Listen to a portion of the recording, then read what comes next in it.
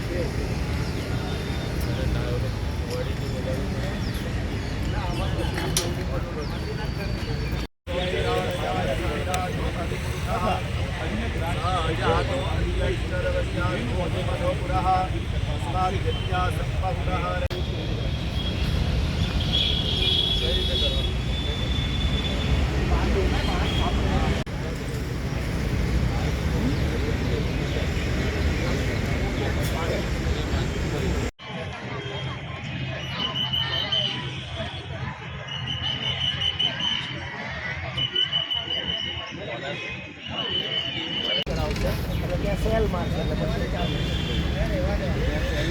મારવો હોય તો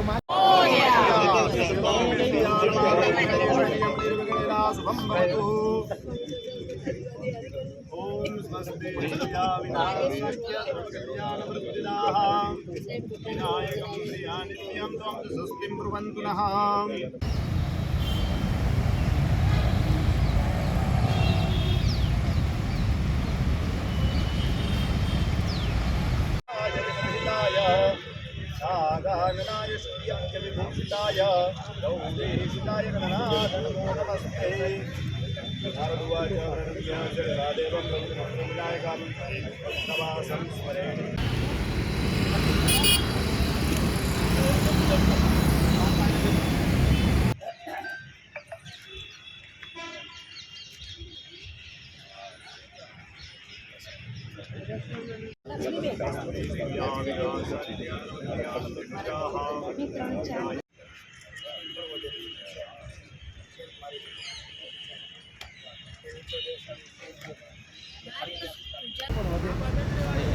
અહીંયા તિલક કરાવીએ, અહીંયા પહેલા તિલક કરાવીએ।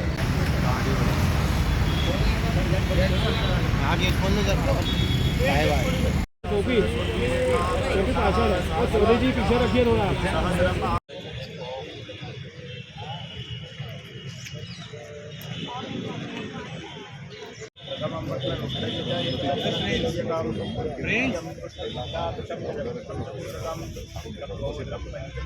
ભારત સરકારના જળશક્તિ વિભાગના જળ સંચય અભિયાન હેઠળ વડોદરા શહેરમાં પરકોટિંગ વેલ બનાવવાનું કામગીરીનું આયોજન કરવામાં આવ્યું છે। લગભગ 10 કરોડના ખર્ચે આ કામગીરી થનાર છે। કુલ 20 કરોડના અલગ અલગ ડિઝાઇનના આ પરકોટિંગ વેલ બનાવવામાં આવનાર છે, રિચાર્જ વેલ બનાવવામાં આવનાર છે, જેથી વડોદરા શહેરના ભૂગર્ભ જળનું લેવલ સ્તર ઊંચું આવશે। એક પર્યાવરણલક્ષી અભિગમ સાથે વડોદરા શહેરમાં જ્યારે વરસાદની બદલાતી પેટર્નના કારણે આપણે સૌએ પૂરની પરિસ્થિતિનો સામનો કર્યો છે, ત્યારે જે 234 જેટલા સ્પોટ નક્કી કરવામાં આવ્યા હતા, આ 234 જેટલા સ્પોટ અને બીજા સ્પોટનો ઉમેરો કરીને લગભગ 500 જેટલા સ્થાનોએ આ રીતે પરકોટિંગ વેલ બનાવવામાં આવનાર છે। સાથે સાથે સ્થાનિક સભાસદશ્રીઓ, ઇલેક્ટેડ જે પણ ધારાસભ્યશ્રીઓ હોય કે પછી વિસ્તારના નાગરિકો, આ દરેક પાસે પોતાના વિસ્તારમાં જો પાણીની ભરાવાની સમસ્યાની વરસાદના કારણે વોટરલોગિંગની જે સિચ્યુએશનનો સામનો કરવો પડ્યો છે, એવા પણ સ્પોટની લિસ્ટ મંગાવવામાં આવશે અને આગામી સમયમાં એનું પણ કામગીરી આ રીતે કરવામાં આવશે।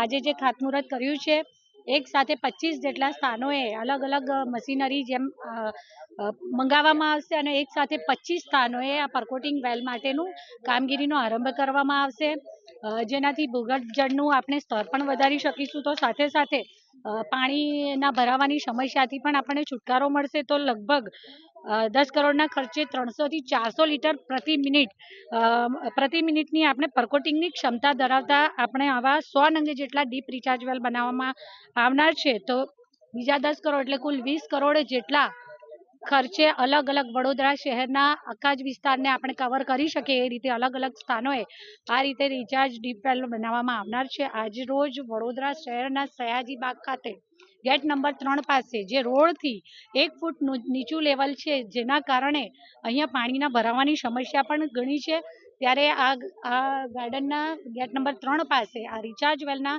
ખાતમુહૂર્તનું આજે આયોજન કરવામાં આવ્યું, જેમાં આપણી સાથે ગુજરાત સરકારના માનનીય દંડક શ્રી બાલુભાઈ શુક્લાજી, સ્ટેન્ડિંગ સમિતિના ચેરમેન શ્રી ડૉક્ટર શીતલભાઈ મિસ્ત્રી, નેતા શ્રી મનોજભાઈ, દંડક શ્રી શૈલેષભાઈ, કમિશનર શ્રી દિલીપભાઈ, ભારતીય જનતા પાર્ટી શહેર પ્રમુખ વિજયભાઈ, ધારાસભ્ય શ્રી ચૈતન્યભાઈ, ધારાસભ્ય શ્રી મનીષાબેન અને સૌ વડોદરા શહેરના સૌ સભાસદશ્રીઓ સૌએ સાથે મળી અને આજે આ કામગીરીમાં ખાતમુહૂર્ત કરી અને કામગીરીનો પ્રારંભ કરાવ્યો. જળશક્તિ મંત્રી સી.આર. પાટીલ સાહેબે માનનીય વડાપ્રધાન શ્રી નરેન્દ્રભાઈ મોદીજીની જે હાકલ આખા દેશમાં કરવામાં આવી હતી, કેચ ધ રેન, એની ઝુંબેશ જ્યારે ગુજરાતમાંથી ઉઠાવવામાં આવી છે, ત્યારે વડોદરા માટે ગર્વની વાત છે કે વડોદરા મહાનગરપાલિકા દ્વારા આખા ગુજરાતમાં સૌપ્રથમ વખત એકી સાથે 500 જેટલા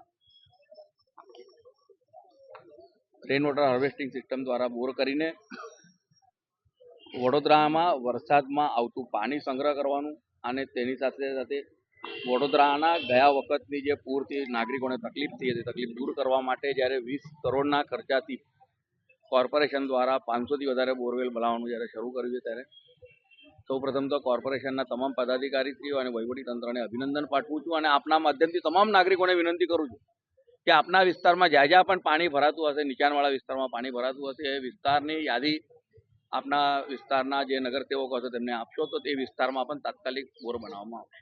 થેન્ક યુ.